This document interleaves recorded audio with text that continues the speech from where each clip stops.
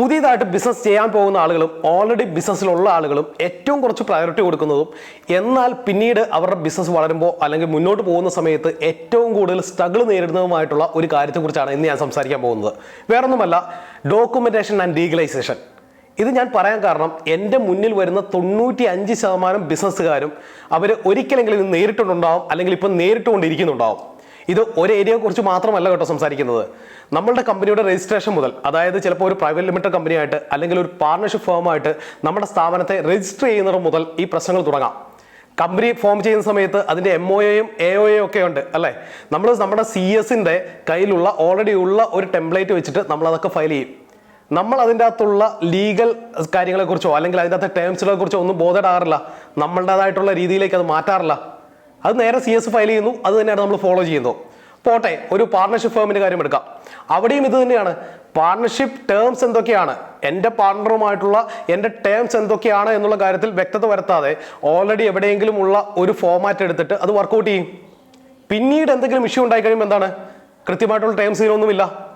ഈ കാര്യത്തിൽ മാത്രമല്ല കേട്ടോ, കമ്പനി രജിസ്ട്രേഷൻ്റെ കാര്യത്തിൽ മാത്രമല്ല, അതോടൊപ്പം തന്നെ ഇപ്പോൾ ഒരു ഫ്രാഞ്ചൈസി കൊടുക്കുകയാണ് നമ്മുടെ കമ്പനിക്ക് ഒരു ഫ്രാഞ്ചൈസി കൊടുക്കുകയാണ്. ഫ്രാഞ്ചൈസി കൊടുക്കുന്ന സമയത്ത് ഈ ഫ്രാഞ്ചൈസി എടുക്കുന്ന ആളുമായിട്ടുള്ള ഒരു മ്യൂച്വൽ എഗ്രിമെൻ്റ് ഉണ്ട്.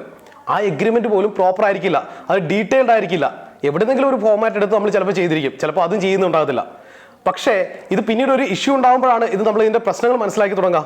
ഫ്രാഞ്ചൈസി പോകട്ടെ, ഒരു സപ്ലയറുമായിട്ടുള്ള എഗ്രിമെന്റ് പോലും നമുക്ക് ഉണ്ടാക്കാനായിട്ട് സാധിക്കും. അവരുമായിട്ടുള്ള ടേംസ് ഒരു വ്യക്തമായിട്ടുള്ള ഡോക്യുമെന്റേഷനിലേക്ക് കൊണ്ടുവരികയും അതിനൊരു എഗ്രിമെന്റ് ആയിട്ട് മാറ്റാനൊക്കെ നമുക്ക് സാധിക്കും. അപ്പോൾ ബിസിനസിന്റെ ഏതൊരു ഏരിയയുമാവട്ടെ, നമ്മൾ ഏതെങ്കിലും ഒരു പ്രോസസ്സ് ഔട്ട്സോഴ്സ് ചെയ്യുന്നുണ്ടെങ്കിൽ അല്ലെങ്കിൽ ഒരു പ്രൊഡക്ഷൻ ഔട്ട്സോഴ്സ് ചെയ്യുന്നുണ്ടെങ്കിൽ, ചിലപ്പോൾ നമ്മളൊരു ഡിജിറ്റൽ മാർക്കറ്റിംഗ് നമ്മൾ അതിൻ്റെ ഒരു സർവീസ് പുറത്തുനിന്ന് എടുക്കുന്നുണ്ടാവും.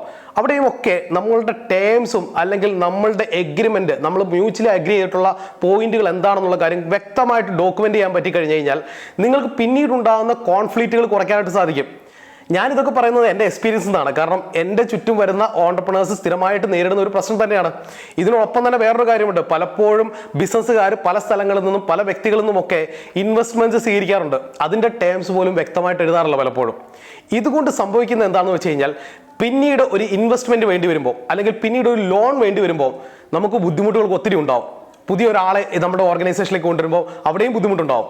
ഇതെല്ലാം നമ്മളുടെ ബിസിനസ് മുന്നോട്ട് പോകുമ്പോൾ നമുക്ക് നേരിടാൻ പോകുന്ന സ്ട്രഗിൾസ് തന്നെയാണ് അല്ലേ.